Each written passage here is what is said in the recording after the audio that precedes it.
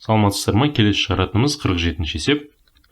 Бұл есеп мынадай дейді. Лимит n ұмтылғанда шексіздікке біріншісінде түбірдің астындағы n қосылған 1 азайтылған түбір асты n дейді. Яғни осы шекті есептеңіз дейді. Бірінші орнына қоятын болсақ, сонда шексіздік азайту шексіздік.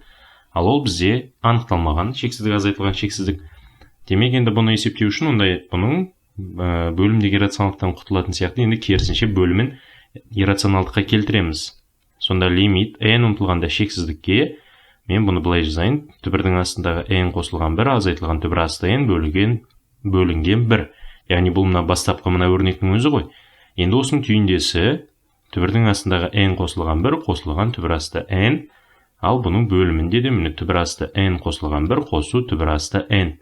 Сонымен енді осыны есептейтін болсақ, лимит n ұмтылғанда шексіздікке мынау a минус b, мынау a плюс b. Демек онда бұл квадраттарының айырымы болады.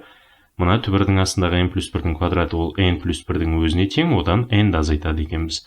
Ал бұның бөлімінде n қосылған 1 қосу түбірді астындағы n. Мына n мен n бір-бірімен жойылып кетті. Сонда бізде тек қана лимит n ұмтылғанда шексіздікке 1 бөлінген түбірдің астындағы n қосылған 1 қосу түбір асты n.